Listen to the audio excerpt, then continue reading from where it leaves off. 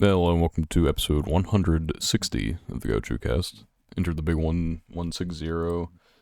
Uh, Last week we talked about Next all the season. different, Shopping. all the shopped for our summer shows. If you did not see that episode, we're not going to talk about any of the shows this episode. We'll save that for next. But Other we than roll. Takagi, are the other two even started at No. the time of this recording? There's No. not a single thing on my planning for this season besides Takapi that has aired.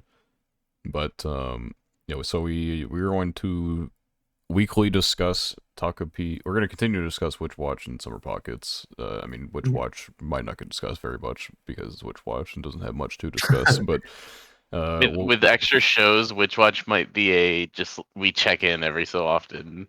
we'll check in on Witch Watch, and then like Takapi only has 6 episodes, so we'll get that done, like mid-season, and so it won't be as like for like having an overloaded schedule, I guess, of things to watch. It's not that bad.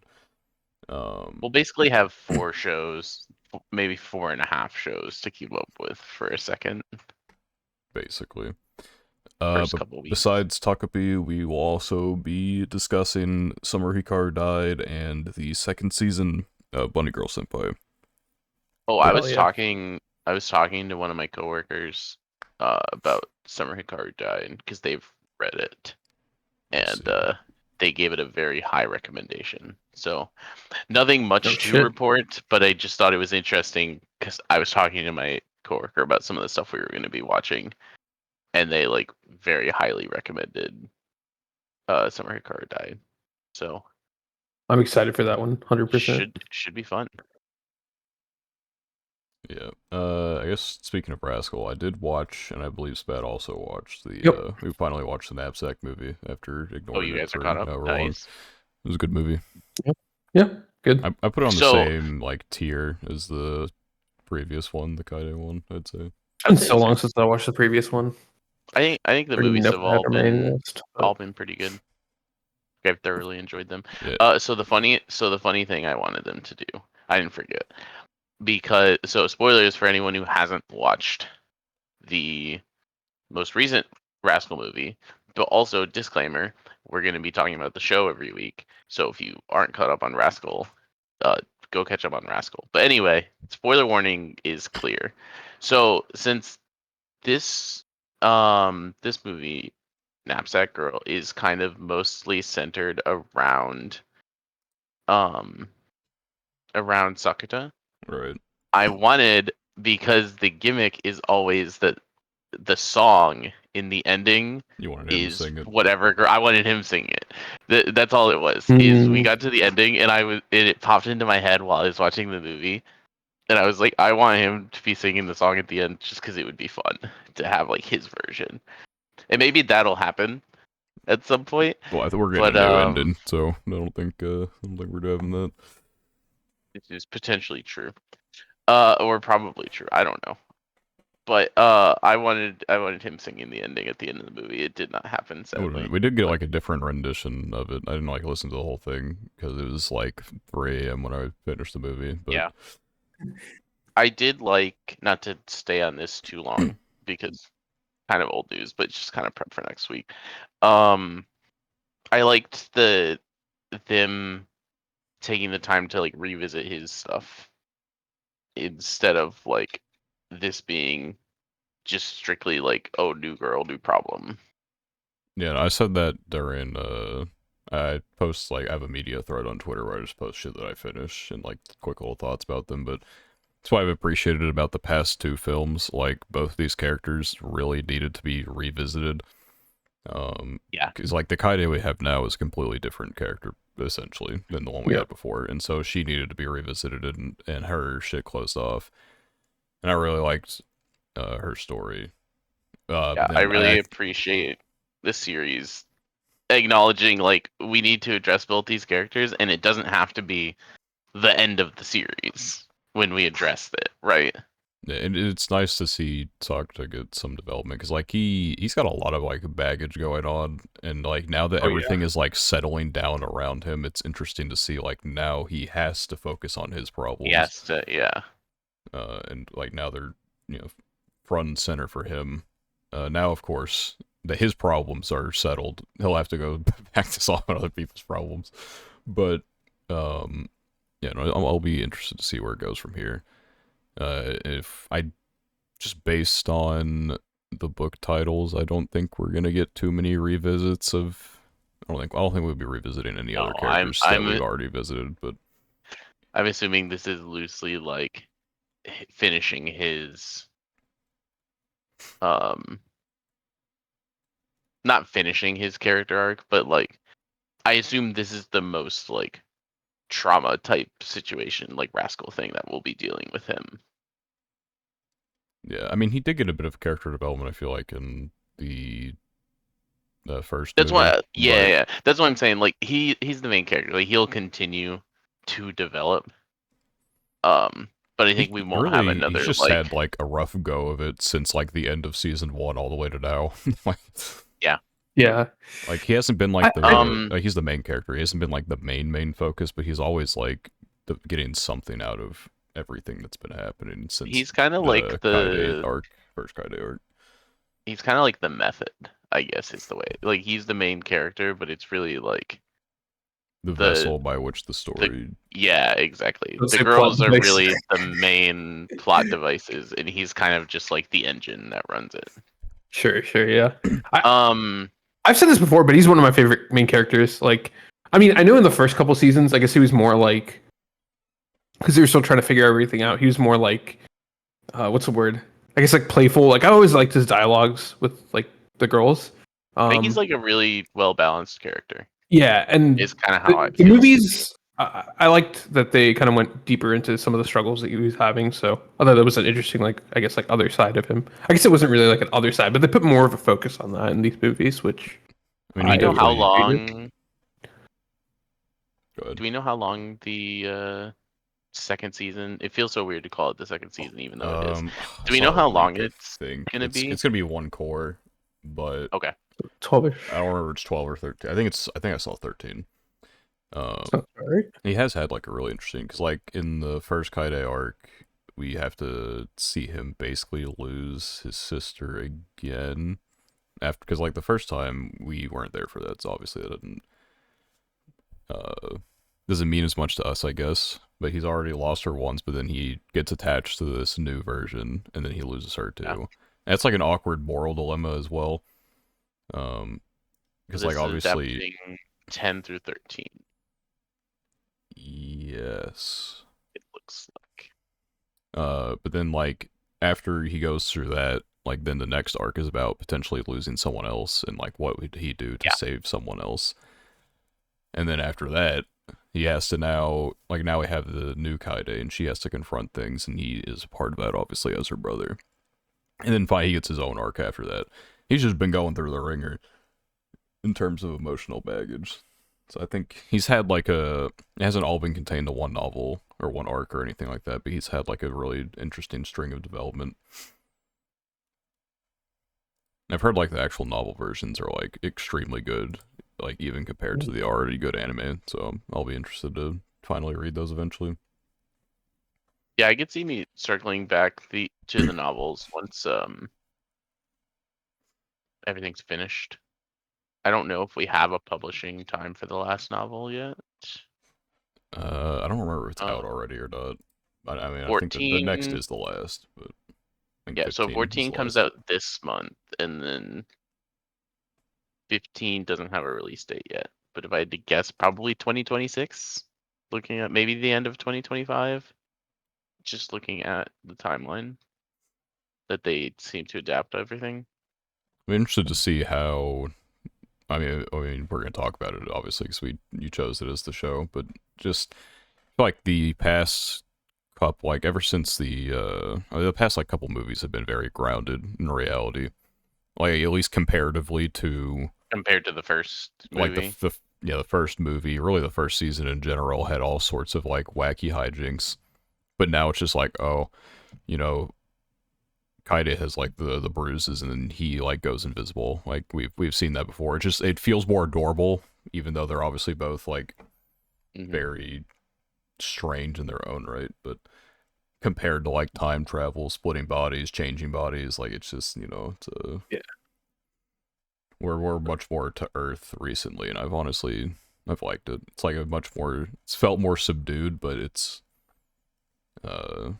just a style that I think enjoy. it's the way that the characters are in this series. I think it works a little better with the more subdued. Like there's still some mystery and pseudoscience stuff happening, but it's not too much about that. It's more like, once again using the term of like that's the vessel, Yeah, right? it's been less over the top about like how it addresses these characters and their concerns. Like they could have done any number of things for either of these arcs, but instead of like doing something crazy like time travel again or whatever the fuck, they just like, okay, you know what?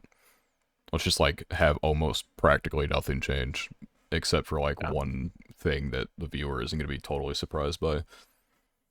And it's like obviously with this one, it's let's kind of like take a version of stuff we've already seen and just change it up, right? Right. Yeah, I'm excited excited. for season. Yeah, I've liked all the characters like pretty much throughout. I don't think there's like a single character like I like truly dislike. So that's a good sign. I mean, top 25 free work coming soon, but notably, Oh, of shit. course, my at rank 9. Nope. I shall have the chance to go up, perhaps. Wait, Daniel, aren't you See. making like a top 50 or some shit? I already Didn't made you it. say I that? never said my top 50 here. Oh, okay. I don't. I don't know. I remember you making it, and I think I might have even seen it, but I don't think you Oh, said yeah. it here. Let me. I could do a top 50. I just at this point, I might have a good top 50. When I made my top 25 originally, it kind of just felt like there was a good cutoff for it around 25. But now I've had so many more characters like add or be Okay, contenders. I found it. I didn't know what to type to even find it, but I remembered I said I'm never doing this again. And I typed that in and found it almost immediately. Sounds about right. That'll do Because it. like the website Holy. that like sorts your Pokemon favorites. Yes, Well, yes. I took the source code for that, and then I put like a list of like 100 characters that 100 plus characters. I think it was like 160 Okay. almost. That sounds hype. And I would do that. And I sort. Yeah, well, it sucks ass. You don't want to do it. Yeah, I'm not gonna do it, but I would do that. It's not hard. It's just extremely tedious to like because you have to give every picture an ID, and then every picture has to have a name. Then and I didn't have to do the images, but I did the images because it looked nicer, and so I was not expecting the Carol jump scare at 50. yeah, it's just kind of like how it turned out. That's valid. I was not expecting the Carol jump scare. I do think it'd be fun because like last time I did a big ranking of stuff, I kind of took like the ones I already had, and then I just looked at every anime that I've seen, and I was like, okay, who on this deserves like consideration, and I just did it that way. Yeah, I guess I also the other day So I don't know. Maybe I'll do that again. Maybe I'll include some fun ones too. the updated top 25 power rankings photo. Had to get some new symbols in there. I put it like stars for new entries, and I have I don't know how the fuck Knows Me from Princess Connect like, got back in there. Like it's re-entry. Unsure how how she came back, but she's back. That's funny. Yeah, somehow Palpatine returned type shit. Like she just snuck her way back in there during the automatic sorting process. I'm like, okay, well, here we are. Right. I think I will probably do like a similar, like figure out some method to kind of refresh my tops, and then I'll probably put it back into the power rankings format because I just love this power rankings format that you made for us. It's so stupid. It's like Needs so like a little blurb underneath all the characters. Yeah, like you know how like the power rankings on like ESPN, they have like the you click the link and or like you click the team, it the drop down. Yeah, I'm not doing that, but it's like precisely what my brain needs to just like get dopamine by doing something like this is a power rankings with numbers and like the rise symbol, summary. the lower symbol. You know what I mean? And just ignore my responsibility. Like this took like an hour and a half probably to like. It took more time to put all of them in there than this. It was probably for the best that I did it anyway, though, because I was gonna do the like the 12,000 round robin thing. Yeah. But it broke. The water special. That broke every website I was trying to do it on, and I didn't want to like make an Excel spreadsheet or some shit to do it myself. This So yeah, probably this probably took longer than uploading the episodes that were missing on Spotify. yeah. You know, Mars will get those one day. He's gonna hear this in September, maybe October. Let's give it It'd some be like credit. you're damn straight. It'll be there in August. You know, it'll be there. I'm kidding. I'll Okay. deal with it very soon. I've said that like for like weeks now, but I will actually get it Yeah. soon. Maybe I'll do my because I'm off work tomorrow, so maybe I'll do my stuff tomorrow for funsies. Anyway, we have anime to talk about. We So Right. I know normally we do random order, and we could potentially do that for just tradition, but I was gonna ask if we wanted to save your forma for last since it's the finished one. Yeah, I'm Yeah, down to do that's that. fun. I think that We can conceptually makes just sense. do Summer Pockets first because we're still mid arc, and then Witch Watch because an arc finished recently. And you haven't seen the most recent I episode, so we'll just talk do, about the end of the arc, and then we can talk yeah, about your form after. I do know the content of the most recent episode, assuming it's just the chapter after this arc I mean, because it's I probably did read that one. like a few chapters after, if I'd assume. Yeah, It was it's it should be this. the crescent stuff Yeah, where it's they like got all they the just make a Crescent huge stuff out. gag. Yeah, Yeah, and I thought then that was a funny chapter. it was But like Crescent stuff, and then probably a couple you haven't seen, I would imagine. on the topic of summer pockets, so obviously we have to talk about episodes 11 and 12, the end of the Actually, before course. we do that, though, speak because we adhere to tradition. Let me at least talk about a couple of the spring shows Oh that yeah, I've you're right. We finished. do because I Oh also yeah, have I to have talk one, but about. it's like You're shit. right. You're right. Go ahead. Let me just speed run this real quick, and then I ain't got much to say about a lot of them. Vigilantes, I finished that today. Good first season. Um, yeah, I just it's I'm gonna definitely like binge it pretty soon. yeah, I'm like as for a first season, like I gave it an 8 out of 10. Like I liked it way more than My Hero's first season. I like the characters a It lot just more. I mean, it's just did. more like condensed than My Yeah, Hero, and it makes it easier to get attached to everything going on. absorb. I think the manga for me did a lot of the stuff that I wanted My Hero to do. And so I think like there was a time period where I really liked My Hero because I was also reading Vigilantes, and I was like, the My Hero stuff starts happening with like Deku kind of just like being a darker character for a second and stuff like that. And I think in that time period I was really excited because I was like, oh, Vigilantes is all this stuff I like. What if like the main series starts doing some of that stuff? Yeah, but I think Koichi is like a fine main character for right now. He's nothing crazy. I like Koichi. I think him and Pop Step will be like better characters as things go on because they're. I feel like now 'cause a lot of the spotlight was on Knuckle Duster Yeah. in I season think one. Endgame. So I have not finished the Vigilantes manga, but I've read a lot. Definitely more than season one. Koichi for me is probably a top 25 contender, but on the outside, if I had to guess. Interesting. I like But him a lot, but he's also just like chill dude. he Like just is a chill solid dude. main character. I don't necessarily think he's like a crazy main character. His quirk is cool. Yeah, I'll be interested to see how that develops more, just based on what we've seen in Yeah. season one. Even based on what we've seen in My Hero, how like quirks kind of develop usefulness over time for characters. I think Vigilantes, not to say too much, but Vigilantes also does a pretty good job of like managing quirks and how people kind of like get to have like a better understanding and usage of their quirks.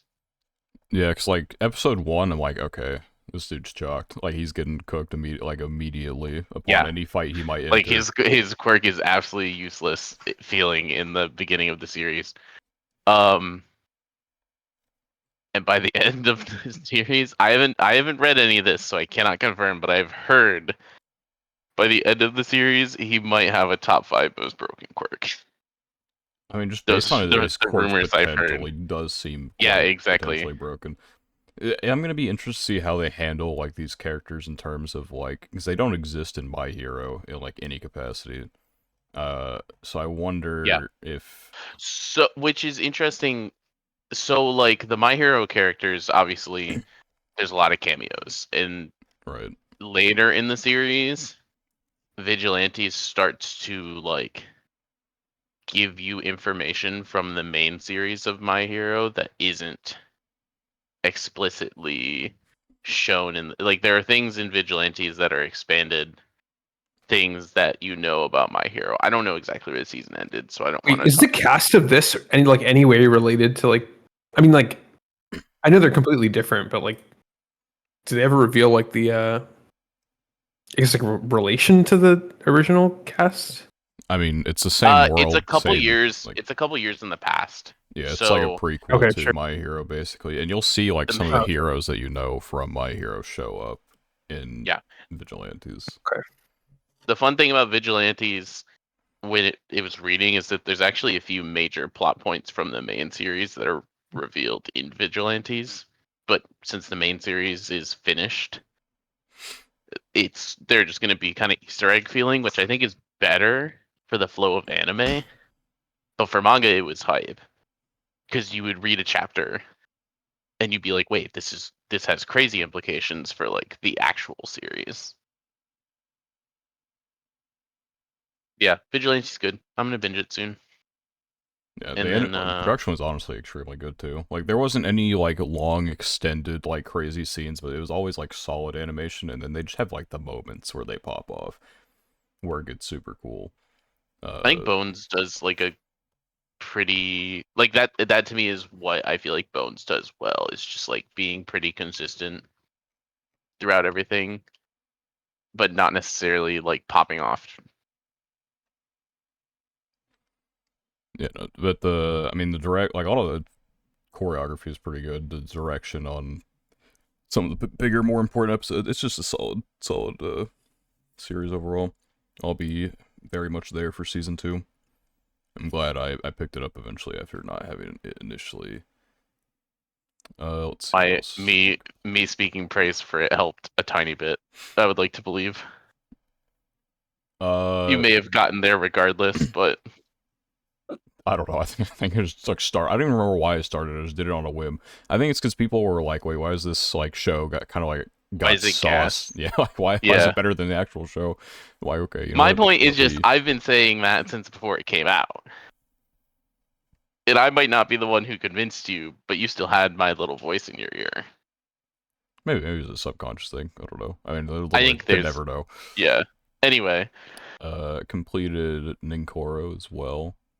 So like a very there are like a lot of things to talk about with like something like Ninkoro. It's like such an odd series, but it's very endearing because of that. It's mhm, like it feels like it comes across as a gag comedy, but then like the episode passes and you're like, oh, the repercussions of the previous gag are like actually still here and causing actually, problems. yeah, that's funny. Yeah, it's you're always like, how the fuck do we fix this? And I mean, some of it can be fixed just because like the world is weird, but then some things like just don't get fixed.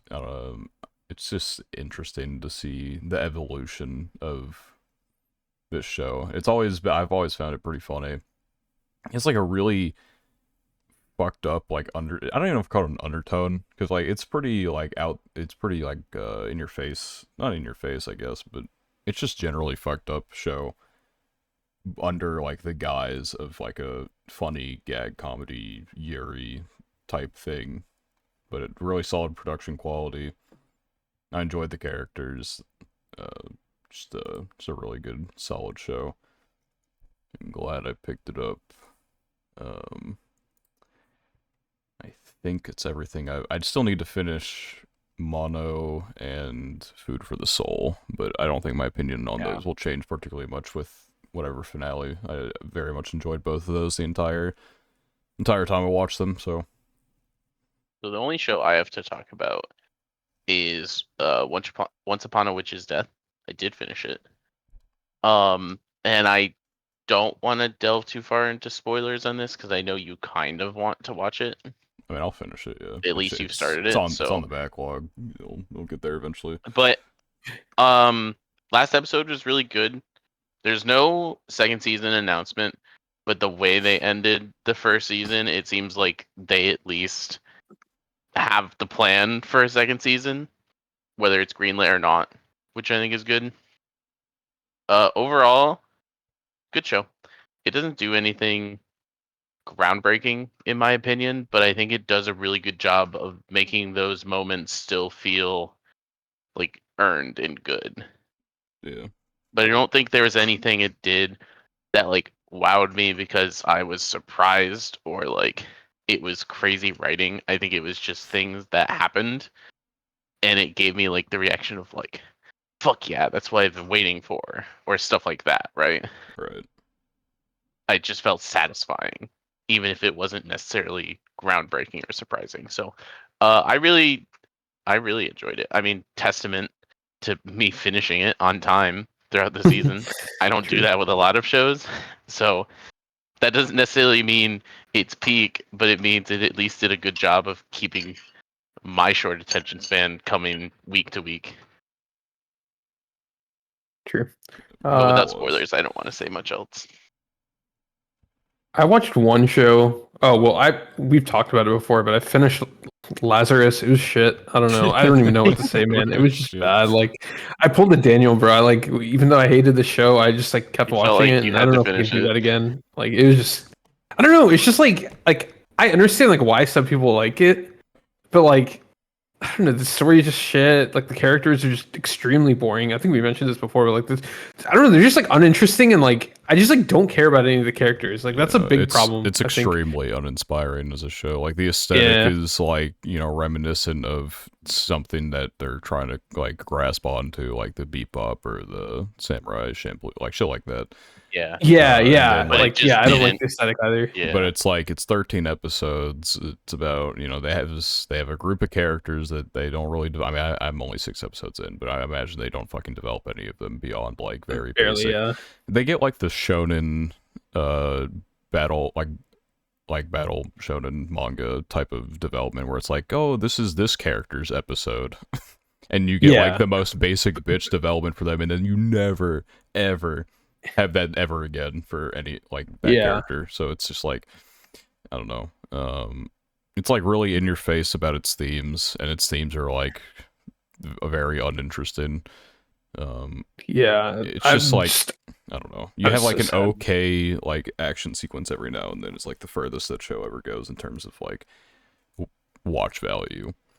Like I hate to say this, but like I enjoyed solo leveling more because even if solo leveling like characters were like I didn't care about them and like the story was like whatever, like you know, overpowered main character and like video game dungeon type thing, like I didn't care that much about that. At least the animation was like so sick that it was like, okay, this is like kind of cool to watch, you know, it's kind of cool to witness. But like Lazarus is just like not, it's just nothing. Like I don't know. I'm pissed, bro. I'm pissed. I don't know if I can do that again. Like watching a show that I hate, just like feel because I'm like obligated to. I can't. It's just like it is fun to hate. So hard. Like I guess in the context of like I don't even hate it. Like let's say we started watching. I don't think anything this season would be disappointing, but let's say we picked a show and I was just clocking in every week, and like I just can't stand. Like if we had picked Lazarus, I guess would be the valid example. I'm like in the case of that, then I would watch week to week because it's like this isn't a job, but this is also like an important hobby at the very minimum. So it's like okay, I have a bit of responsibility. But if it's just me watching on my own, and I feel like the show's shit, I won't commit the extra time. Yep.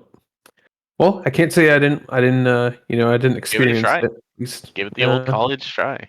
Yeah, the old college try. I feel like I've heard people say that so much more like this past month. I don't know why, but I feel like I've heard the term college try like 5 times the past month. It's such a funny saying. I know. It's like, bro, like the college try for me was like I didn't try it at all, or like just half-assed that shit. The college try for me was go grab Wolfram Alpha, or in today's Yeah, day and age, Echo Overflow or some ChatGPT, shit. and Yeah, have it help me figure Chegg. out the 20% of what I have to do. Yeah, yeah. I say that I was a film major. I never needed any like Wolfram Alpha or anything like that Something, because it's something equivalent. I don't know. why am I doing mathematics? Yeah. Well, anyway, that was the one show. We can talk about the ones we watched together. So Yeah, I'll finish Lazarus eventually. Just, you don't have to, man. finish. It's I mean, cool. now I'm going to. Yeah, I guess. I'm such a hater of it that like I have to be an Dude, but the thing informed is, it's hater, like you know. if I started like I don't know. I guess I can't even say like if I started This Rent a does remind Girlfriend me. because I quit it, but like I don't know. I need to I don't think remove some of the stuff from this season that I'm not gonna watch, like the boy girl friendship. I'm not gonna seasonal watch. ritual for you. I see Yeah. that one I did drop. My Bashi Witches. I don't think I'm gonna watch. I'll Yeah, keep Food for the I Soul, gave and up on my Bashi, which is 12 minutes into the show. So I'm gonna take off Rock is a Lady's Modesty. I'm sure it's fine, but I haven't heard anything interesting, I've and that's just heard not gonna that like happen. it kind of falls off like towards the end. It's like already not really my aesthetic, other than being a music show. Like outside of the music, like that's the thing that would be drawing me in. So, I'll keep. So I'll keep. I want to finish Ninkoro. I want to binge My Hero at some point. Obviously, I'm gonna watch season 2 of Slime 300. I'm gonna keep Food for the Soul and Mono on here for the moment, but don't be surprised if they rot No, I won't be. You should watch though. because I'm sure they're good and cute. But that's just one of those things where it's like sometimes that's enough to draw me because sometimes I just get in the mood of like I just need to watch something cute. Anyway, do we want to start with which watch? Sure. The I think we we said have stuff to start talk with about with Summer it. Pockets Oh yeah, actually. Oh you're yeah, we right. can We were We about did to start do say that with it. and then we we did didn't. say. So I was going to ask before we started with Summer Pockets. Have you watched episode 13, Spat? I have not actually. Okay, so we will omit episode 13 conversation, which Yeah, is we can fine talk about it next time. I guess that's because I haven't watched episode 13 of Witch Watch. So or save it for yeah. we'll Yeah, we'll stick to just the stuff from this core, which is perfectly sure. fine. Yeah, works for me. Um, guys, I found my favorite girl. I had to suffer through disappointing Sumugi, Yeah. but I found her. I don't know. I just really like Gaui. Shocker, right? Me, the person who's like favorite character in half of the like archetypes that you can nail me down is like the caring sister character. Shocking, I know that I would like the caring sister character, but Classic. Dude, I don't know. wait, She's fun. since the last time we talked about it, I can't remember because it's been two. I mean, I was don't think we've Pawn like the actually. dog, the freaking Inari? whatever? Yeah, the Yeah, was he, were they in the like because they had been gone for since like episode one, and then they appeared like once later. I yeah. forgot when was the It last. would show up Yeah, every so often, but it's clear that yeah. like Now it's like Inari is actually, directly linked with Aoi. yeah. Can I also say how annoying it is, or Ow, how annoying it is that her name's Ow and she's the blue-haired character? Anyway, Doesn't my I one mean gripe. blue That's just and yes, it does. Yes, Japanese? That's just that's my typical Japanese naming Yes. conventions. gripe. That's my gripe here. Biggest gripe I have with her. No, I like her a lot. She's definitely my favorite of the three options we've had so far. Sleepy Yeah. girl carrying sister. It's just Kanata from Love Live. To the shock of no one, I mean, it's I like like the a sleepy carbon sister copy character. clone. Anyway, but yeah, we started her arc, and we're probably close to done. I imagine like an episode, maybe two. Yeah, I can't imagine. We have much I more. have a theory but I'm gonna save it for the end of the conversation. But I have a theory, and it kind of ties into episode 13, but not really. But I have a theory. So yeah, first episode, like half of it was kind of like recappy / like just getting onto the deviance of her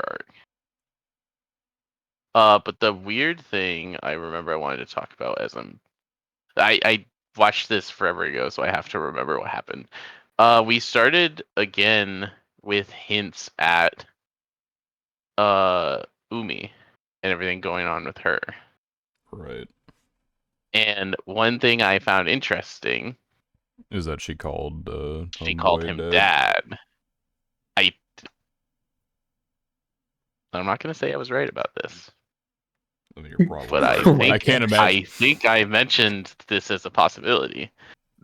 God. Um, but I've also been wrong about other things in this show, so Yeah, just Sumugi noted. was not the lighthouse, but I feel like this one is infinitely more plausible and probably true as opposed Is to.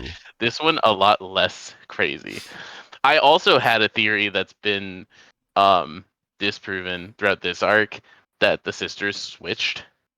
See, I had that Because theory for half an episode, and then I realized they Oh both yeah. had because in the first like shot that we they had saw of different them. color hair. Well, no, Yeah. they both had like or one of them had like Ao's like earring thing with the butterfly on it. Yeah. Well, it like Yeah. fell off, and I'm like, oh, like she has it now. Like the one who ran away, it fell off, and now Yes. and then she picked it up, and I'm like, oh, they just both have them. They just So both have one. yeah, Yeah. so I'm like, So all this right, has never been mind. disproven. But if we had been talking about this weekly, I definitely would have had the theory that the sisters were swapped. Um, and that was like part of this. That would be, I think, a little too close to the Tsumugi. With the bear kind of like being Tsumugi to also have like one of the twin sisters being the other twin sister. So I'm glad it wasn't that. But yeah, so we had the Umi stuff. I thought it was weird that they've like notably given Umi in this arc like a more kind of like toned down personality. Like they even mention it in the episode that she's like acting a little different. And they like make a joke out of it almost to like tell us that she's acting different because then he's like, "Well, why would I think she's acting different? I just met her." Probably going through like, I mean, at this point, I think we basically know she's probably going through like a time loop or some shit. Like, That's what I'm wondering is if it's like we're seeing the stories from almost like her perspective where it's like we're seeing the third path, but this is also like however many times she's gone through this time loop, just like dragging on her, right? right. But I thought it was interesting that they like brought attention to that. What else happened this episode? He spent half the episode just like showing up to her working, getting ice cream. Got another one of I those tropey little you're like swirly well, ice cream. we had that one before even Yeah, that yeah, we another got one. that earlier in the series, but they replayed it for us just to make sure we Yeah. didn't miss out on the fan service. Yeah, I definitely They had to see that definitely again. needed to see that again. They knew Spad wanted to see it again desperately. Dude, I can't, bro. It feels like every oh, I forgot if it was this episode or the other one, but like the one where she's like, I wanted my first something about like my first time. First Like, I time don't to know, be a bro. I girl. just She yeah, says like she says a oh my lot. god, She man. says a I Come lot on. of wonder if like I that feel like that comes happened from twice. like I don't know. the memories that it. she I think it has. does. So She's got a Yuri enjoyer somewhere in there. Yeah. yeah, so I think this was established in episode 12 also, so I'm not afraid to say it. Because I think it's fine to say it. I don't think it's a spoiler for Spat. But she mentions at some point that the when she touches the butterflies, which will expand more on that obviously, but the memories that she sees also kind of like become her own memories as well. Right. and so it's like I imagine some of her like funny perverted personality is just connected to all of these like disjointed memories that she has, just kind of like forming an extra person. See, that's what I like to Or think, but like, also the show is just weird. Like everyone is just odd in some capacity. yeah, this gimmick is a lot less annoying than The the boobies movies. gimmick last Yeah. arc. So I find this one funny, even if it's still like a tiny bit of an eye roll gimmick. But I can at least laugh at this more often. The bar isn't high, Um, but yeah. I do like getting a little more development for the friends on the island. I kind of feel like maybe the novel has more content of them in general. So maybe they don't feel as much of just like also theirs, especially for the other arcs. But I've liked getting a little bit more content of the rest of the youth club or whatever. Yeah, I feel like we don't really know like anything about any of them. Yeah. And we still don't really from this arc either, but it's still nice to get some development. Yeah, I doubt we'll ever will know too much about them. But Yeah, I'm sure. But yeah, and then the first episode ends with the mountain. And then the big reveal that the butterflies are not a red herring and we get to learn something about them. it is nice that we actually get like a little bit of lore to them instead of it just being like a plot device that we never actually learn like the mechanics of. I do think so. How do I put it? So in this episode, the first episode, well, the first episode of the arc, episode 11, they talk about the big three families. And it was Right. like the Soricados of the sea or air, and then the Narse of the Shiroha something. Narsei of the, and then they had the mountain, and they The didn't know who mountain that is family was, and it's definitely like bro. definitely Takahara. It's definitely Takahara's family, right? Doesn't Sora mean sky in Um, Japanese? Yeah, it does. I think yeah, yeah. it might have been Sorikado of the sky Yeah. and Narsei of the sea, vice versa. That would make sense because her whole thing has been swimming the few times we saw her at the beginning. So if she's connected to whatever like lore with the sea, um, but yeah, I feel like his family almost has to be connected to the mountain because he sees the butterflies, which we've kind of established here is like an extremely rare thing.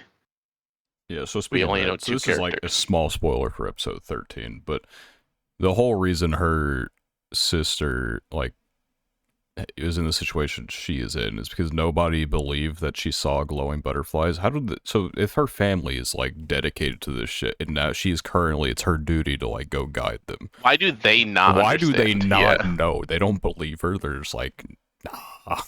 That thing that we it's. do, that thing that we're dedicated to, our family's like lineage is dedicated to. It's just, nah. She can't possibly I see it. agree.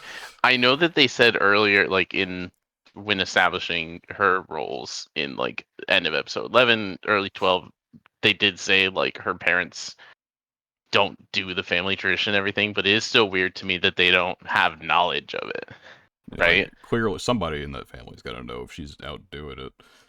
Because it's not like the butterflies are like a side note of her responsibilities, right? Like her Right. responsibility established in episode 12 is literally to go guide the butterflies. Yeah, I just don't understand the idea there. It's Mhm. just like a I would small agree. inconsistency that just like It irks just me. doesn't quite make sense. Maybe Um, there's some like actual explanation for it in like the visual novel or something, but for I mean, as far as the anime goes, like yeah, doesn't really make I do sense. like I do like the concept of the butterflies being kind of like people's regrets. Well, there's a lot of them for how like generally uninhabited this island Yeah, I feels. wonder if all of them are actually from the island or if it's They like gather. maybe people have Well, just yeah, simply been because to the the island. one I don't know. maybe because the one that we see him touch, the first one we see him touch is like in a city, right? Um, the one of the the husband that Right. is Right. Lost his wife and I don't kids. yeah, that's a good way. Things happen, but that one was in a city, so it's not directly connected to them. Perhaps a I have person who is, no but clue. anyway, um, yeah. So we find out what the butterflies are, and also the fact that the two of them are able to interact with them and experience the memories of regret.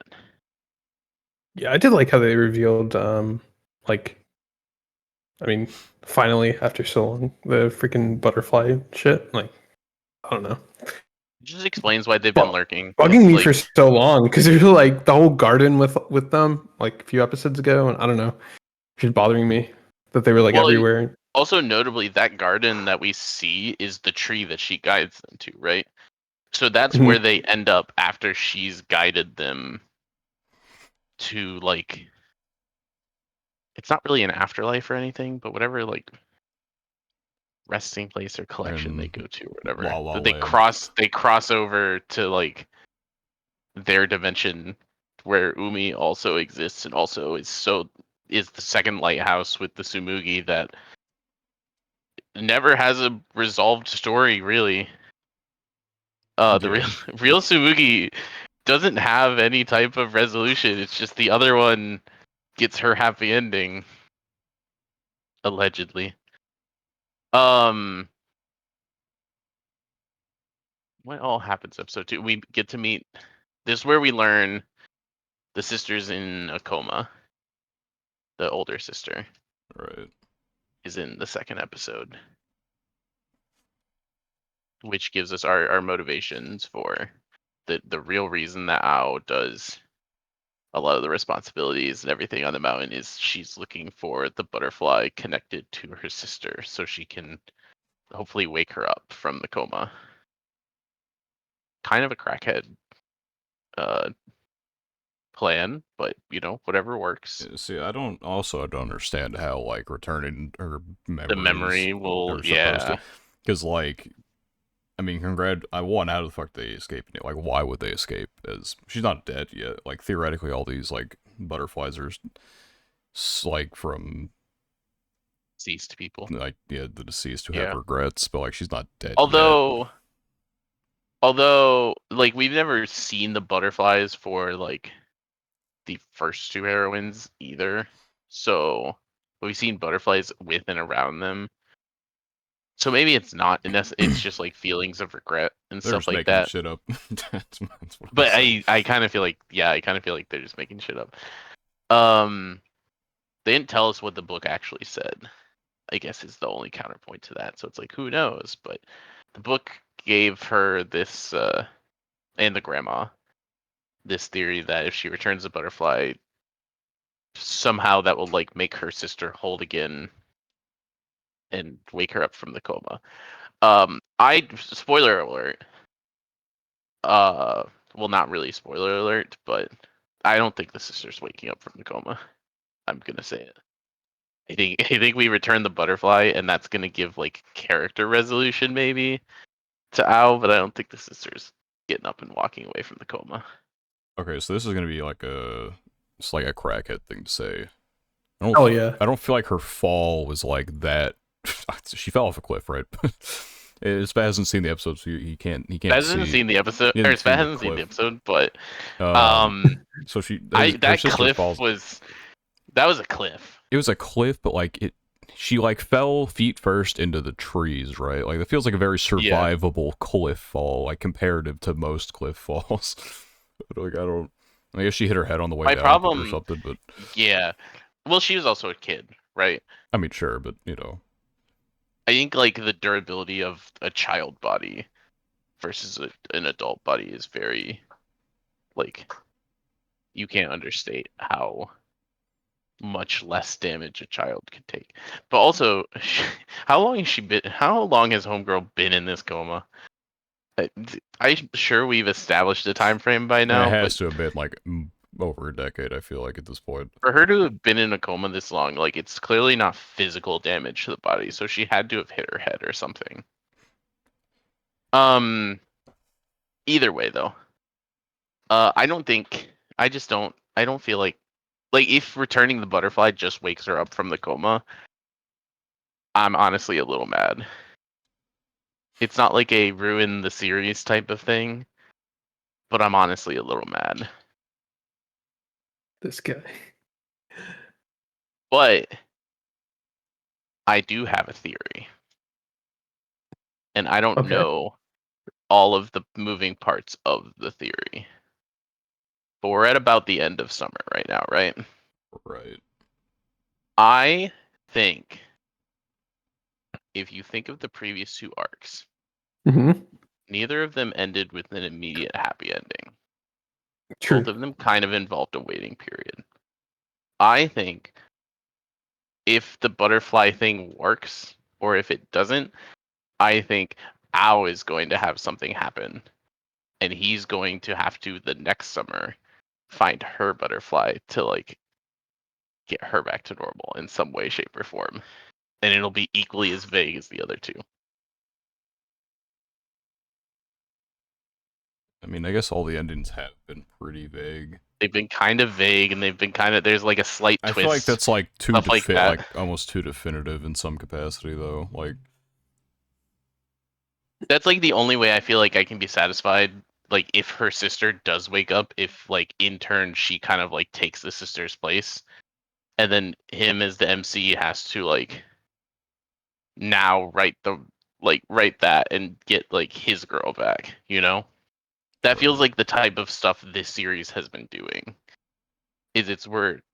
We're getting to a point where it's like we have a clear like end goal in mind, and in theory that gets accomplished, and then they kind of just like take the girl from under his feet, and then he has to just kind of like be the MC and do whatever thing he has to do to get like his girl potentially back in the end, but it's also vague in both of the other two whether that actually works or if it's just like an imagining. So I think whatever happens to her in the end is probably going to be what relates to whether the returning the butterfly to a person works or not. And that's going to be kind of the vessel that makes him then have to like come back next summer to get her or something like that, in the same way that he's had to get the other two the following summer and not the summer that it actually takes place. Yeah, we'll see. It's less of a theory, it's more like I'm seeing a pattern and I'm kind of like, how do we get to that pattern? Pattern And recognition. No, I fuck with it. the answer to me is that she will be entering her own coma for a year. Yeah, so, this series has a lot of like a big There's a lot of obsession with comas. Yeah, comas. there's a lot of like, yeah. Quite a lot of comas. There's one thing I really want to talk about, but it's episode 13, so I won't. There was a fun thing they did in episode 13, I will say, and we can talk about it next week. Yeah, yeah. We're probably thinking the You know same thing. exactly what I'm talking about. Yeah, it's like it was just nice, you know? A Um little connection to previous things. yes. All right, yeah, I know what you're talking about. Is there anything else we need to talk about with this? I don't think so. She's great. I No. love her. She can be included in this 100 girls I'm gonna pit against each other for my new top 25. She probably won't make it, but she can be there.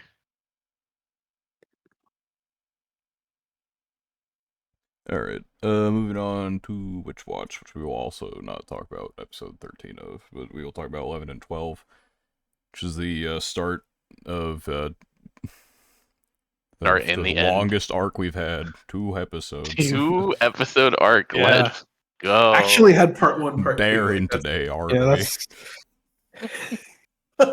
that's Yes, the what feels like the first actual arc of the series. yeah. No more Give it up for Witch episodic Watch. stories. Yeah. Because we ended episode 10 with the teaser of Catgirl running into the Warlock. Right. Yeah, and then I mean, I looked at the end and I'm like, whatever the episode name was, like dogs or whatever. I don't know what that Like name was. dogs Like, and that's That's the one. I rainbows. really was sense. like, Like that's the yeah, I'm like, oh prophecy. my gosh, Wow. we're actually doing it. Actually caught it.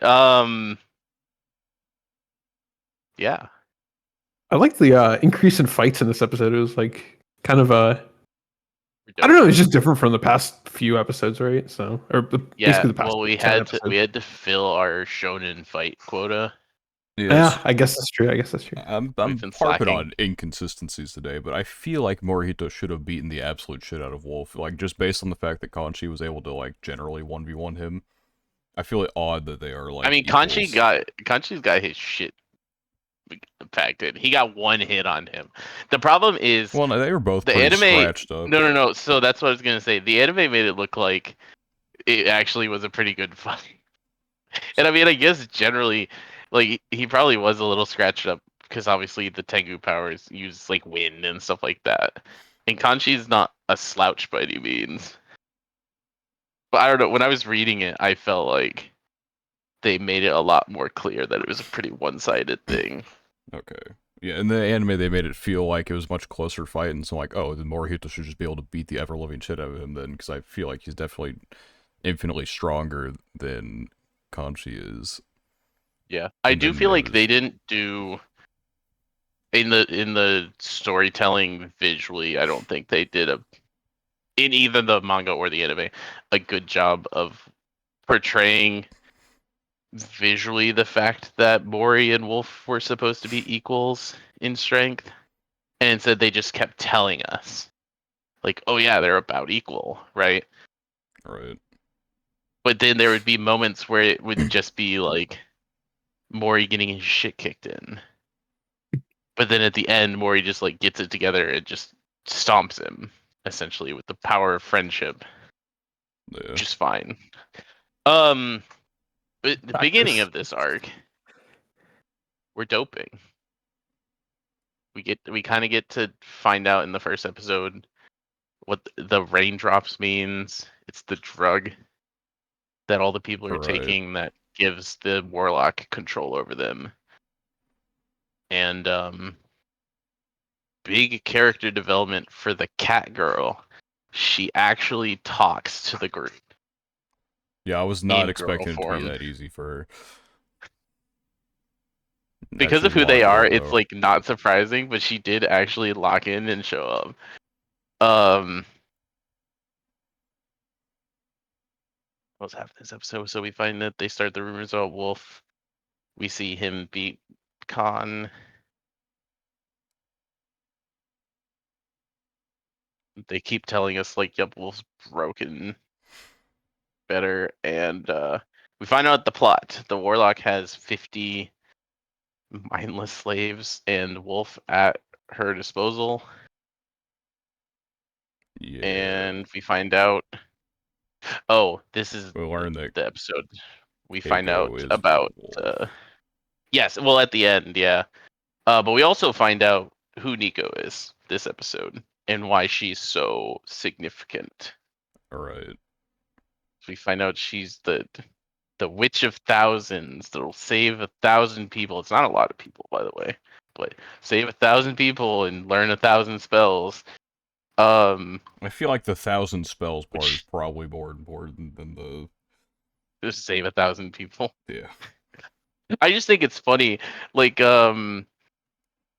I guess the Witch of Thousands shows up once every 1,000 years is kind of a cool name, but I when feel they like they add say like like the save 1,000 people just for like aura purposes, like inconsistency of the yeah, name. Like if the Witch of exactly, Thousands saved like 1,000,000 people, a or million you know, people. if you what if she could save hundreds of thousands? It's still like thousands technically if you think Yeah, about it. and maybe there's some sort of translation thing that makes it too, but it's like it feels like it's almost there aura wise, but then I'm just like it falls a little flat for me. And it's mostly the save 1,000 people part that gets translated where I'm like, well, that's like a lot of people, but like Homegirl and Once Upon a Witch's Death has to save 1,000 people too. I shouldn't You save know? 1,000 people, but She has to like emotionally save them. sure. Something like that. Anyway, we find out why she's so significant and why people care about her, which is important because up to this point, our only reason for knowing why there's plots against her are a prophecy and the fact that she's the main character. Yeah. But those two things aren't like satisfying in universe. So I think it's good for them early on to explain like the reason there's a prophecy behind her and what's special about our main character. Right. But I yeah. do like that they established also that like most witches can't use a lot of magic in general. Like her being able to just do all the random shit she does in and of itself is already like pretty significant. Yeah. Makes me feel a little better about how Monkey's Paw all of her spells are, because it's like, oh, she just has like the ability to do basically whatever she wants. So she probably makes this shit up. She just does it. And so it's not like it's a studied spell or anything like that. Yeah, I wonder if like more studied witches can like get rid of monkey's paws type The things. side effects, yeah. But since she's like not Or focused like, on anything particular, she's yeah, just doing yeah, stuff. it's like more studied or more like focused, right? Because the cat girl Nemu's drawback of like reverting when she falls back asleep isn't really a monkey's paw to me. It just It's like like a makes feature. sense, right? Yeah.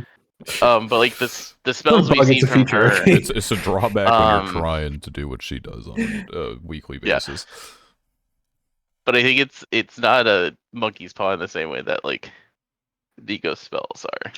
But yeah, and then end of the episode, we obviously find out that Wolf is Keiko, which I think they did a good job of not making it obvious. But it's also just like such a shonen plot line to just early on have like a mini betrayal type thing like this, right? Yeah, I think one of the things I hate when fucking shows do this. Like, oh yeah, Nico has this thing where she has a medicine that can fucking heal anything at any given time made from this umbilical cord and shit. I'm like, oh, okay. Yeah. What I Alright. do appreciate about it is the end of episode 12, obviously, it gets used. So it's It's not just like we're gone keeping that. now. Yeah. It's not like we're keeping it as a plot I device. can almost guarantee Neva is So, going to use hers eventually, though, at some point in the series. yeah, true. And it's like we can even extrapolate, like, maybe her mother has hers and stuff like that, Yeah. right? So it's not like the plot device is totally gone, but I guess I appreciate them just having like they establish this and then she's like, fuck it, I don't need that shit. We'll use it right now. But yeah, part two, we get the two quote fights. I don't really know if I consider Nico and Khan versus the Warlock a fight.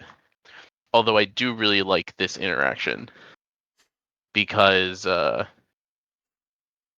just like it with episodic shows like this. We had all the random like hijinks and spells that she's used, and I like it when you have kind of like mini finale episodes like this where like a lot of those monkey paw spells just end up being used in a way that's useful, right?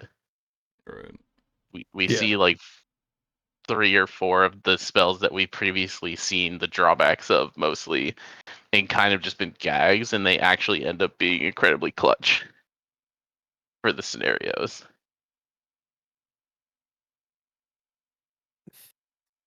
Yeah, Yeah. I found it very fucking Warlock being tiny. So dumb.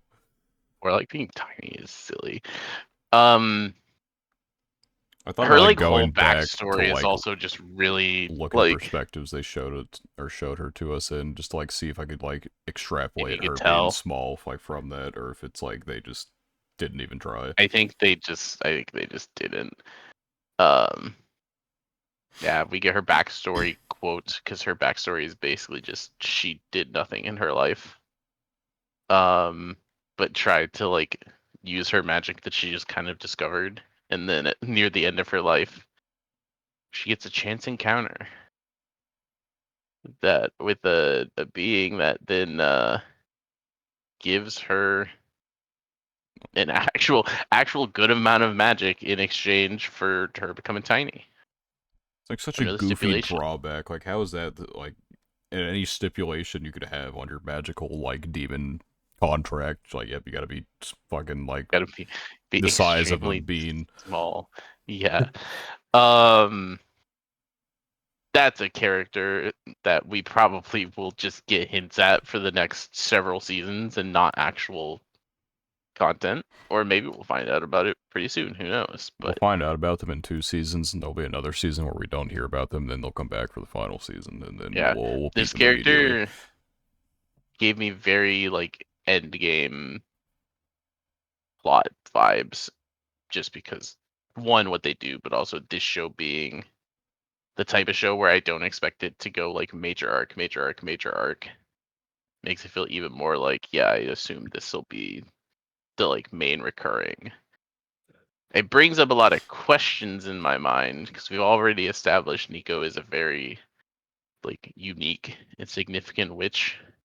So Right. it makes me wonder if there's like a warlock counterpart to her or something like Yeah, where's that. the Warlock And that's who 1000? this is. Yeah, exactly. Um but yeah, and then we see the wolf fight with Mori. Like I said, I don't think this fight did a good job of convincing me that the two of them are equals, but I think it was a fine fight. I just think Mori kind of was getting his shit kicked in most of the time without backup, and then when he would get back up, he would be able to get some licks in. I don't really consider that equally matched. Yeah, I don't know. It's just, I don't know, anime moment. Oh yeah, Or we learned about contracts, real contracts, Yeah, which is yeah. good because That was we've good already stuff. established that I don't understand the terms of the contract that Nico has with the two of them. Turns out she she just doesn't doesn't have a have a contract. contract. Yeah. Fair enough. We're just this is a verbal contract only. Yeah. Feels slightly cop out that like Wolf's contract didn't fucking obliterate him when the Warlock And the died. witch, Because like, I yeah, mean, she because they still killed the died. I mean, warlock. it's like, yeah, I guess the Yeah, like the magic dispersed or something. It's like, okay, sure, like why not? yeah. So I guess the logic here is supposed to be that the They warlock killed wasn't themselves, I guess. I killed, don't know. but like what it was that killed the warlock was the like dissipation of their contract with whatever being. You know what I mean? Right. So like the way I think of it, the warlock by trying to reveal information basically broke the demon pact that they signed or whatever is going on, and it caused the like magic that she was given to be like forcibly taken away, and then that process just overwhelmed and killed her body as it reverted her back to whatever state she would be without it or something like that, Right. which is definitely a cop out, I will say. But that's like I guess the logic is it's like she wasn't killed directly, she was killed indirectly by like the forcible removal of the magic. Anyway, we knew he was going to be something of a main character, so I guess I'm fine with it. But it definitely felt cop outy. It's also it's fucking Witch Watch. Who cares?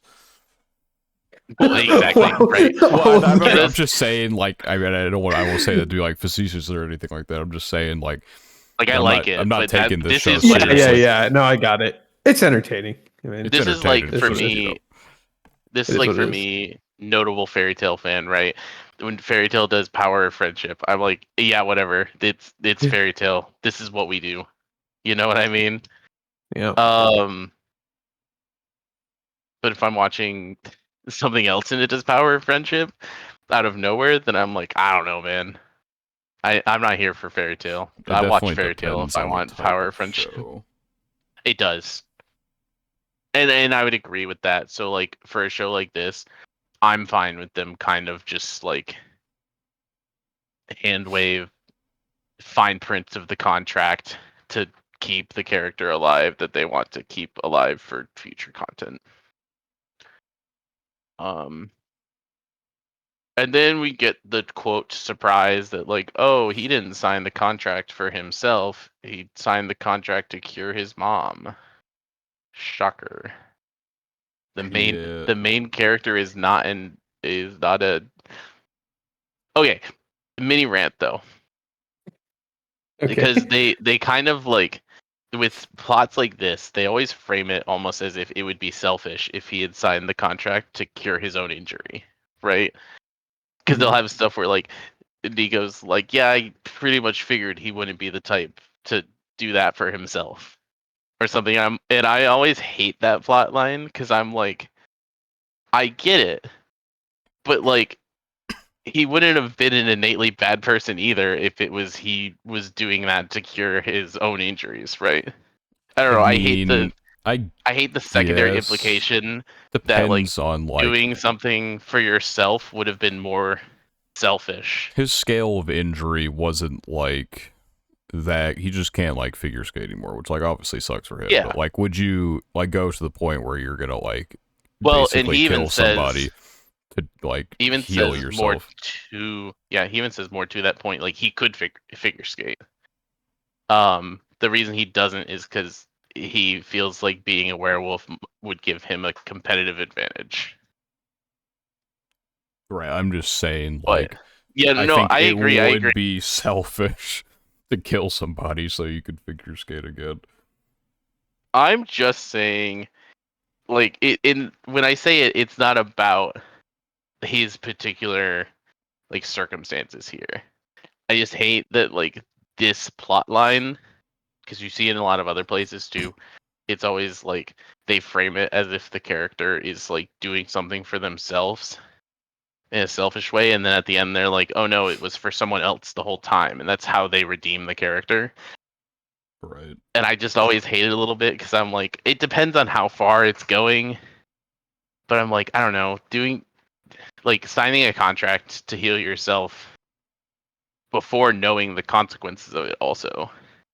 Like to me, it's like that wouldn't have innately made him a bad person either. To your point, like afterwards knowing like he has to kill someone for it. Sure. Anyway, that's my mini rant. Yeah, I don't have too much more to say. Your format? Yeah, your format then. Then yeah, then he moves in with Dude, the group.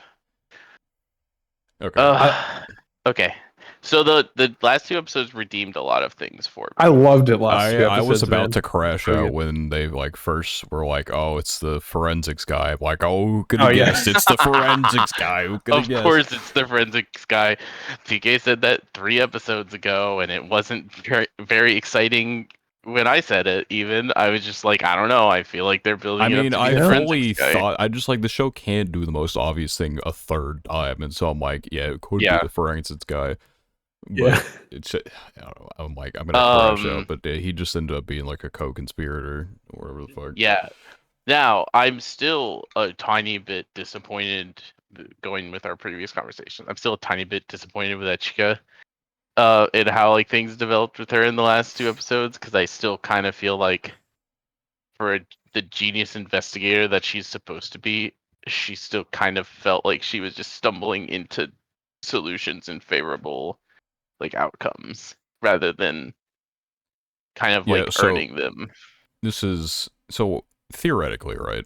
Like, let's So like the why yeah. did why would the detective, right? So he's the real nightmare. Mm. Why? Well, I mean, kind of. Uh, but why would he? He didn't need to like impersonate Biga. I feel like to meet with Echka and like kidnap her. He could have been like, hey, like come over to this place, and she would have just like been okay with that regardless. Well, that was also what was weird because it's kind of implied that like the forensics guy is the one who lured Echika, right? But they were working together in this case. Uh, Yeah, I don't know. which I mean, it's just like it's felt a kind very of small odd. detail, but it's also like, I guess it's because like even if you like, let's say you call her and she tells someone that you called her specifically, you could be. I mean, obviously at this point we've like determined that people are using like the fake voice bullshit to like alert people Yes. out. You could definitely feign ignorance in some capacity.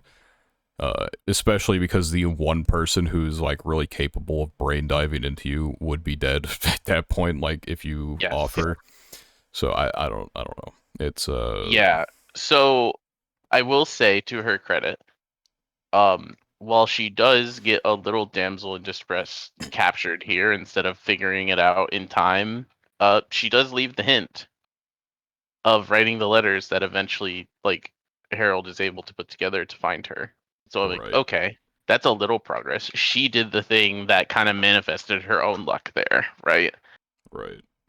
She It has been wasn't damseled three fucking what's it called in a row, hasn't she's she? still four, honestly, because so then forensics, and this is my one big gripe with her and the way this episode's framed, right? Harold comes to get the forensics guy as he's like getting ready to uh, presumably kill her, and he makes the comment where he's like, "You're a great detective, so surely you'll figure out the truth." It gets cut off partway, but that's he's saying something along those lines. Harold gets there, saves her, whatever. She goes off with the detective, the real nightmare, who then damsels her again. Right, she got damseled twice in Um, fucking same in the episode. same episode. And my problem with this is why give the line to the forensics guy where he's basically like, you'll be able to figure it out, unless maybe he's saying she'll be able to figure out who the like real person who killed Sozin is. But whatever. Um, he gets that line, and then she immediately gets captured by the detective and did not figure out that he was the nightmare the whole time, right? Just gets captured again. Then Harold figures that shit out and shows up. But anyway, um, she got damseled again without really doing anything or figuring anything out. This one feels more fair because it's not like she got lured out by the trap. She was just with her boss, essentially, like one of her bosses. Right. So this one's fine in that regard.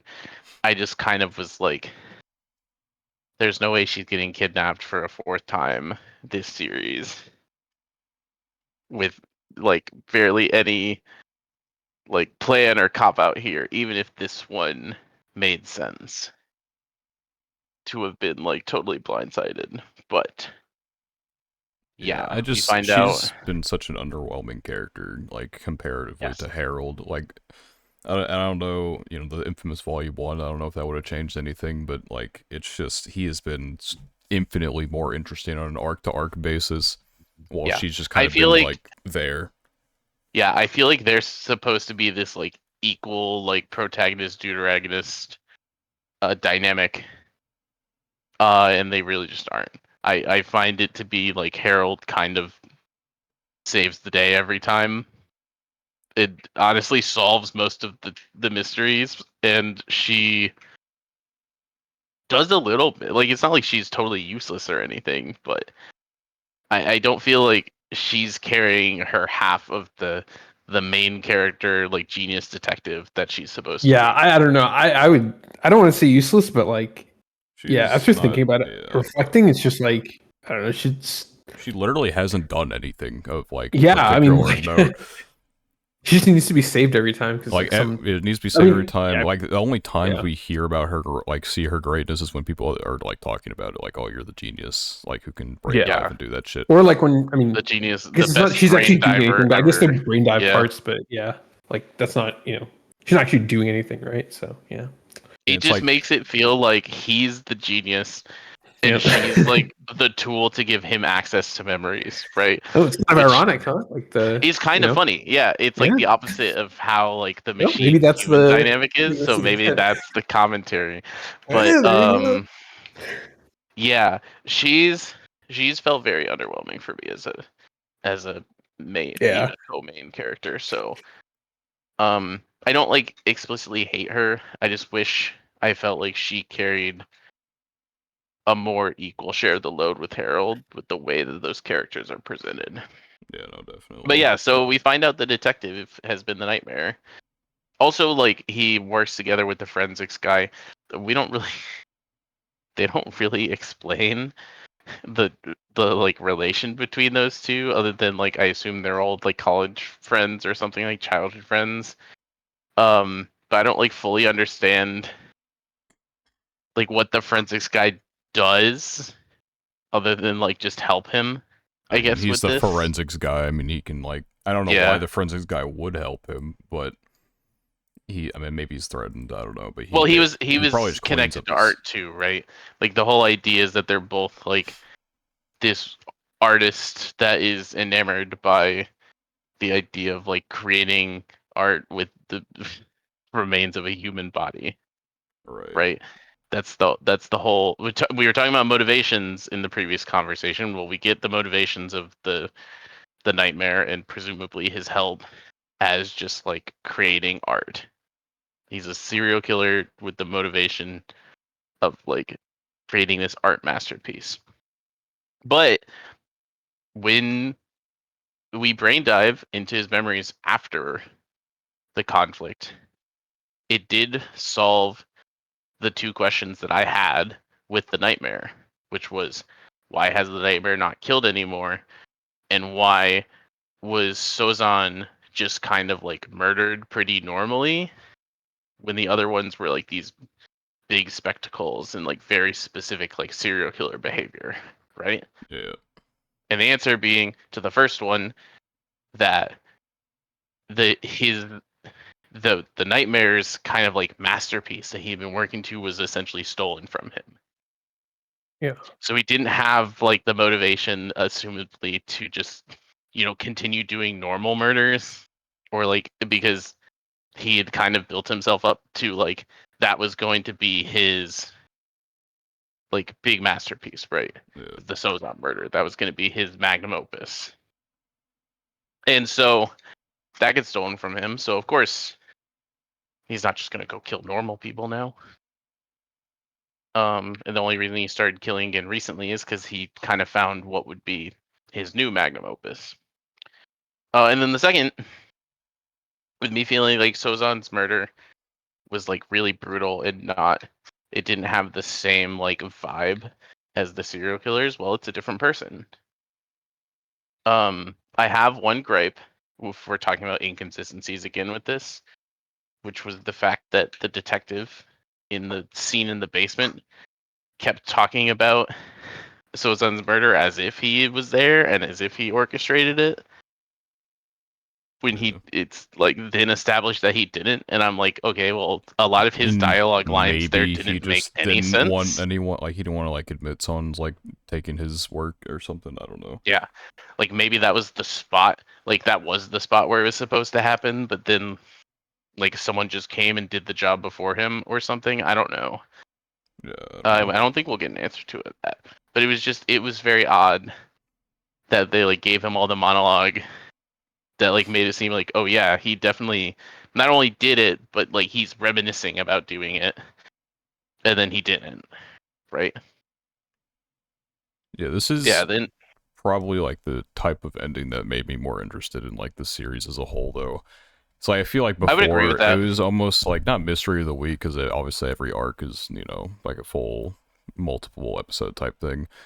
But I feel like we went from random like unconnected things to like now we have something more like concrete that we can get Yeah, invested into as like a long term thing. Because before it's just like okay, here's the mystery. We don't know any of the characters involved. Now we know characters involved. Those characters involved are clearly, obviously, the evil ones. And then we were right. And then we did that twice. And then I'm like, okay, what are we just gonna do this like every time now? And then yeah, we kind of did with this one, but then it like we set up kind like of a did, and then larger. they, It, yeah, it like set up a pattern and then pulled the rug under us, basically. yeah, and they connected it back to so like the conclusion of the last arc. We got the name like Lancelis or whatever, Right. and they connected this back to that name. So it's like, okay, so now we're doing like sure we can have mystery of the week, but we're also setting the mystery of the weeks up to then connect to like the bigger bad, right? Right. So like sure, we're working towards our like bigger picture as well. And we Yeah, also wait. like Can I ask like a question? Because I know you mentioned this. Like, I still feel like I Sure. don't completely understand. Okay. Why does the guy himself not kill Sozon, and why does the copycat do it? Like, can somebody So explain that part? Because I feel like I just we don't don't completely. necessarily We don't know, right? we don't Yeah. know Okay. why So that's yeah. That's the part I we still don't like. I know feel like I who just don't. kills. Yeah, the problem is we don't know who kills Sozan, right? I think So it's we a, have isn't it the no copycat? way. No, no, no, no. We don't know who does that at all. We just know that the detective was going to, and it was Yeah, stolen from but him he by didn't end someone up doing else. it. I think, right? No, Like, no. We so that's the thing. We don't know who killed Sozan at all. Like we have no. okay. It was implied that it was a It's copycat, but I don't know. it's not Yeah. the forensics guy because they just No, it's no, no, definitely no. not him. Yeah. Well, the copycat was the old man that was just trying to like stir up something to get the police to like reopen the case. Right. Like he wouldn't have killed the Sozon or anything like that. His relative question mark. I don't remember if he was related. Yeah. Like The he's not part's very related to confusing. that in any way. But no, there's like a separate entity entirely that is Yeah. the one that killed Zozan, and we kind of learn that like okay, that person is also probably connected to like the Lancel is hacker that's also doing all like the tech stuff that's going on. Right. But yeah, Yep. we don't know much more than that. We just know that That it part's happened. bothering me, but yeah. So that's what it is. It was also I think nice this episode to see Harold fully acknowledge his ability to kind of like Break past break the of laws of respect respect. that don't Yep. I mean, he exist. doesn't have them at all, right? But it was one of those things where I think before this, it was kind of unclear to me, Yeah. Me like too. how much he knew about his own capabilities in that Yep. regard.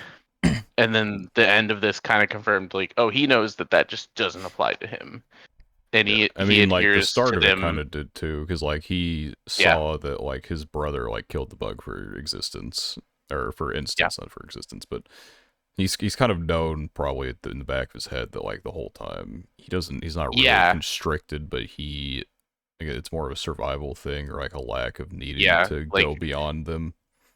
yeah, not wanting to kind of reveal that he's able to because that's kind of akin to just being able to one it the longer he goes without revealing it, like for the moment when he does find the killer, he can just go all out and then it doesn't matter if he's deactivated after that, right? Yeah, As long as he's avenged Sozan.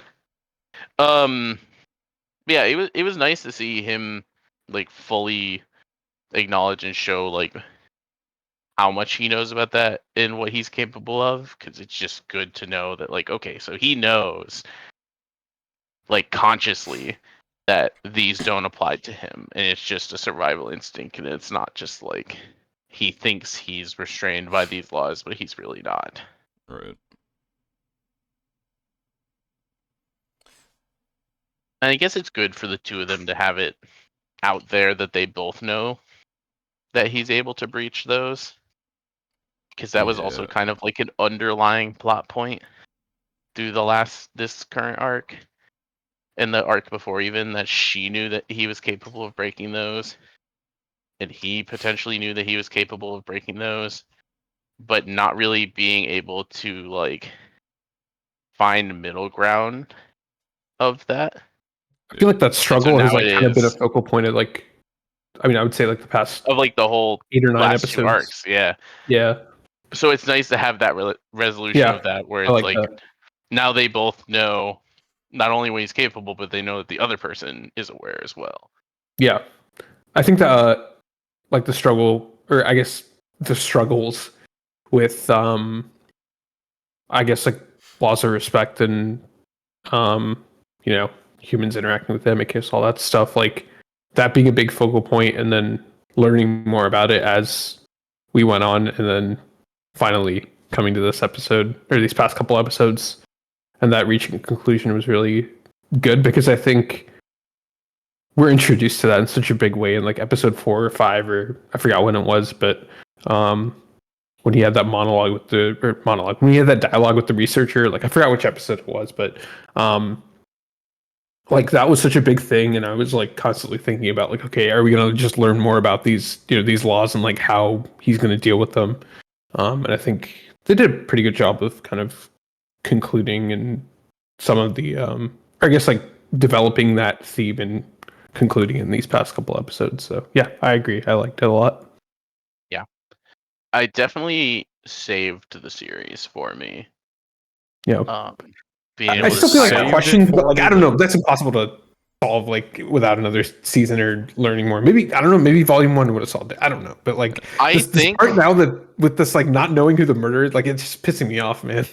I think seeing where we ended and how long it took to adapt and everything, I understand the decision to get rid of Volume 1 Yeah. because of the episode constraint, but I would have much rather them either like had like a special of Volume 1 before the show came out or just had like a 16 episode series. I mean, for a new series, it might be a lot harder to get a contract like that for something like this, but I very much still feel like we needed the volume 1 content, but I do understand if like this is the arc they wanted to end with because it's pretty good. Like it felt a lot better and more interesting than the previous two.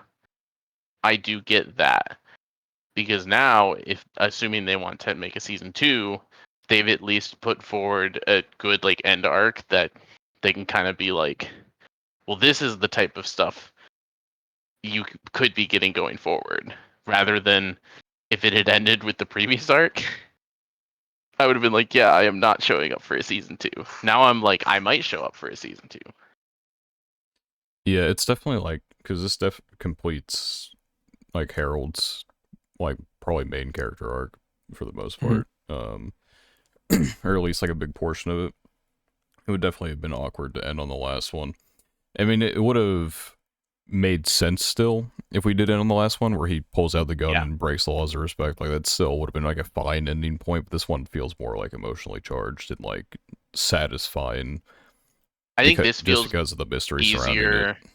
Yeah, I feel like this one feels easier slash better to sell as like a pitch for the future season.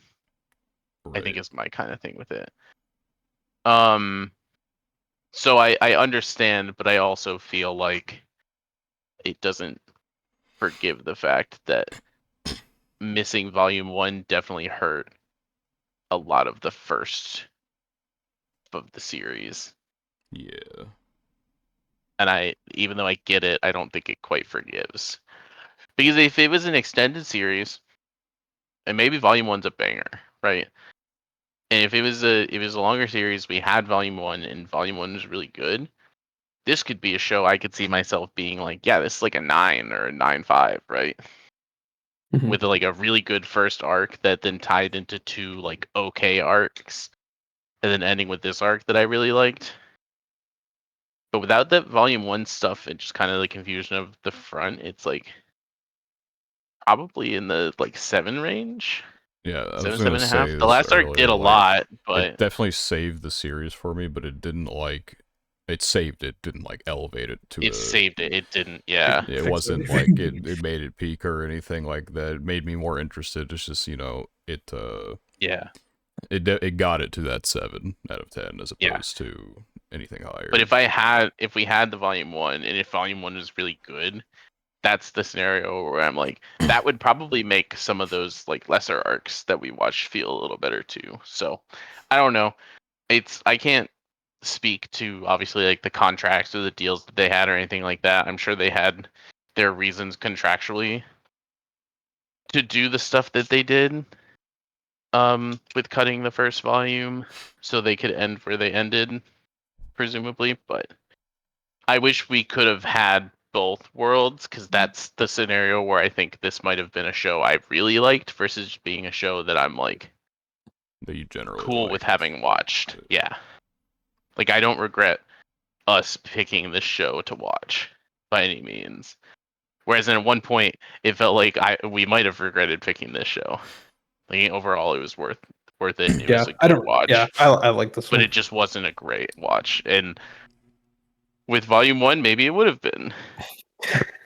I think it was flawed, but like, I think, I don't know. For me, again, like, as long as there's kind of like a cliffhanger, some sort of mystery at the end of every episode, I'll usually like a show.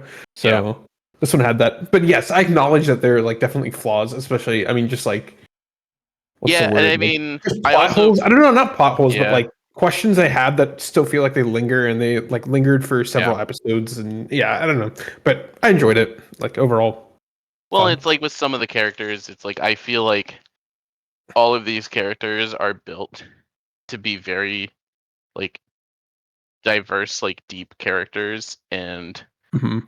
we kind of get some of that, but like I feel like the characters could be less two-dimensional, but they're also not like terrible either. Yeah. So it's like a weird point where it's like I'm not unhappy with how a lot of the characters are developed, but I'm also like I feel like we could be doing more with a decent amount of them. Yeah. Also, Echika, but I Yeah. do feel like a lot of her development is probably Volume 1 stuff that we're missing. Because they kind of, in the first couple episodes, just kind of tell us about a decent amount of her development.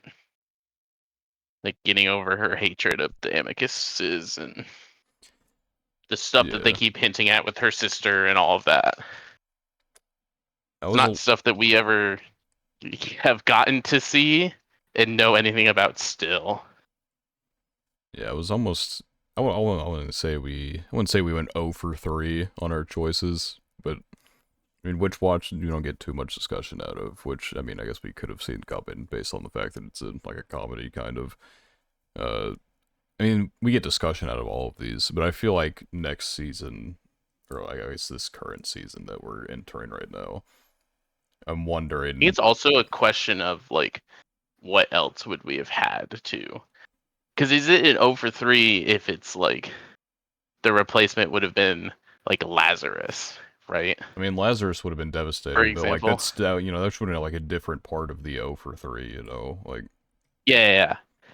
I guess my thing is I don't want to call them 0 for 3s I wouldn't say without it's 0 for considering like 3, but what like, else would be there. Yeah. no, great. I don't think much else would have been there because most of the shows that I enjoyed this season were more slice of life based. So it's Yeah.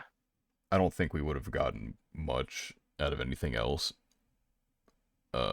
Yeah, because it's like, yeah, maybe there's a world where I have us watch Once Upon a Witch's Death, which I've liked, but it's not like I consider that to be particularly peak or anything either, right? Right. I just like it. So I don't know. I feel like we picked like a solid batch of choices. I think considering our options, I think we picked fine. I'm just wondering like how much better like this up. I feel like what our current new Yeah, lineup we is have going a to be very considerably interesting better, lineup. Yeah, Yeah. but we'll see. because I think Rascal is something that we kind of know what we're gonna get out of it, which I Yes. think And we all helps a like lot. it would be We don't hard like for it. cross your fingers, but like it'd be knock on wood. But it would be hard for like I would be the shocked with season to be how so much worse than the previous yeah. one. So yeah. I'd be shocked with how consistently solid it's been. I know there's a lot of gripes that people have with Rascal, but we're all enjoyers of it, and I can't imagine it being like a different level of quality, at least from a story perspective, than it has been to this point. So, and we'll get plenty of that. Like I said, Summer Hikaru Died is probably the most interesting looking and sounding thing that we saw in while we were doing the shopping, and it has high recommendations, Right. including my IRL, who like really highly recommended it to me. And Games is doing it, and Cygames kind of pops off sometimes with their budget. So They do like Apocalypse Uma Hotel, which I Musume ended up has some not crazy stuff. watching, but I've heard like Apocalypse Hotel was actually really good, so I have to go back and actually watch that at some point. But The obviously we know what pre-con like animation and everything did when it came out. Precon, Uma Musume, fucking Umusume has some crazy stuff. Idol Daniel might Master. be learning soon how Umusume pops off. Yeah, I mean, I guess context, I installed the gotcha game as like, I kind of did it as a joke where I'm like, yeah, let me try out the fucking horse racing shit, and then I'm like, wait a It's minute. actually a good game. I'm Yeah. like, yeah, I'm like kind of addicted to the career mode, low-key, and so I think I mainly installed it 'cause someone compared it to, there's like a mobile game called, fuck, was it Duck's Life? But Oh my that shit God. And you slapped liked so that Is it hard. like game, a so bug That life? I Or... see. And the Duck's Life is, yeah, Duck Life. It's an extremely dumb game, but like it kind of slapped when I played it however many years ago. Mhm. And so I'm like, you know what? Let's give it a try. Two Yeah. things that So I like anime, and now also I live in Kentucky, so it's kind of Uma Musume it's in actually your they blood. actually sponsored Yeah, the Derby this year, Gotta so go to they Keeneland, did. bro. That's true. there's such a whiplash when I see Churchill Downs on Twitter being like, "Yeah, Uma Musume, woo," or like Uma Musume on Twitter being like, "Yep, the Kentucky Derby." I'm like, "Oh That's my god!" crazy. Like, Like, Oh my oh, two, God. and my two worlds are colliding in the stupidest Who's way the humanly secretariat possible. of Uma Musume, bro? I don't fucking know. I'm sure there is it's one. it's okay, Daniel. We can watch the Uma Musume movie together when you Yeah, get to that point. whenever I start you're watching two it. you're two seasons and an O&A away from it. I actually don't remember if the okay, so the O&A and the movie are counterparts to each other. That's what I thought. Yeah, I mean, There's the other movie as well. this isn't happening anytime soon. I'm looking at my list for next season. I got a lot. There's a lot going on here, and I've been bad about keeping up with things, so I wonder how well I can keep up with a schedule this fat. There's also a lot of Uma Musume, so it's Yeah, like exactly. It's practically as if um I was watching another section of Love Live. yeah. But yeah, so Rascal, we kind of know what we're signing up for, and that'll be consistent and interesting. Probably more interesting than and engaging than any of the three things that we had this season. I think everything we Um, have on our current list will probably clear this yeah, current season. I think Summer Hikaru died. From everything I've seen and heard, sounds like it has potential to just be one of those shows that's like catches a lot of people by surprise and it's just an absolute like banger. Yeah.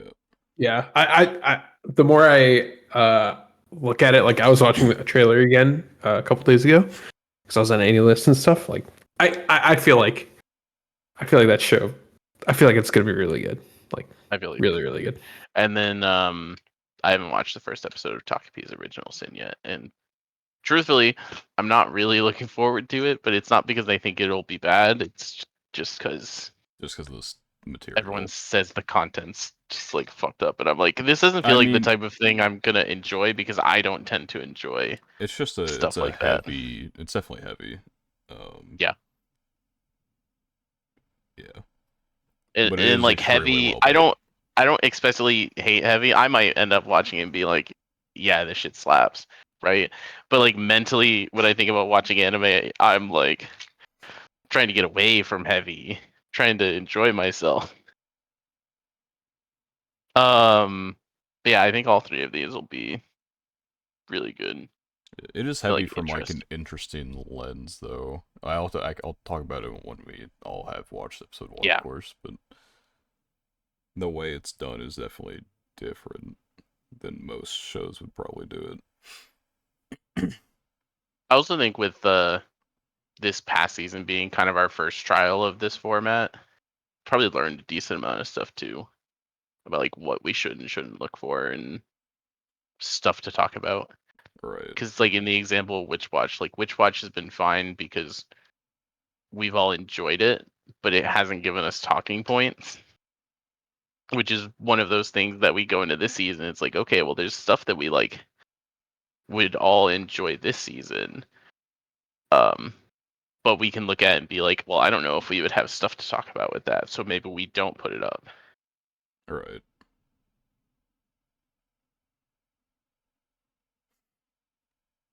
But yeah, that's our this season recap. I hope people have liked the kind of like highlight show thing. I almost wonder if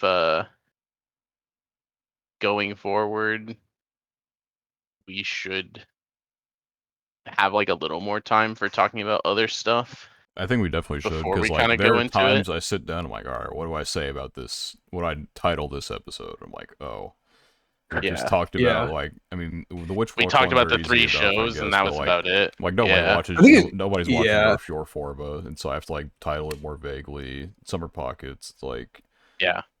I don't know, I don't even know what to do with it most of the time, and then like it's definitely more difficult.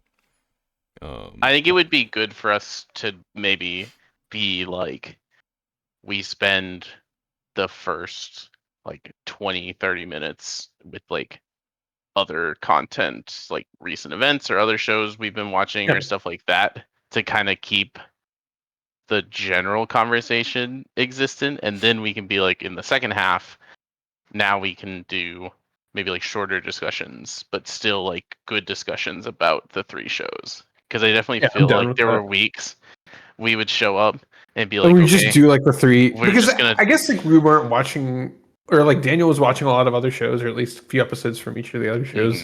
But, like you and I were like we well, and may have it's, watched like one show. yeah, and it's not But like innately a bad obviously there's other thing. stuff to talk about too. Yeah. Yeah, it's not innately a bad thing, because the whole point is to have like more interesting Yeah, conversations which is cool. or more in-depth conversations, rather than like us having to dodge around spoilers. And I think that part's been successful, Yeah. despite the selection of shows being good but not great for that. But yeah, Yeah, that'll be the end of this episode, which I'll get to the actual outro in a second. I have currently an Uma Musume racing right now, so I need to see how this turns my out. God. Right, can you give us live com? Can you give us Yeah. live com? Let's see. So the bar disappeared at the top. I actually don't know where I am right now, but it's definitely not looking good. I don't know where I Oh no. finished.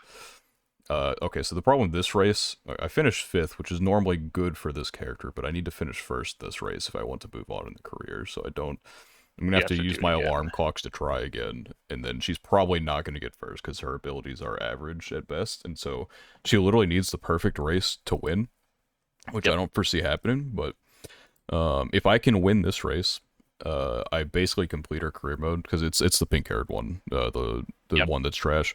Her final goal is simply to race in the final race. She didn't have to do. She could go get last place. Participation She medal. literally just wants to be there, but I have to get That's first. like her character in the season is a participation medal.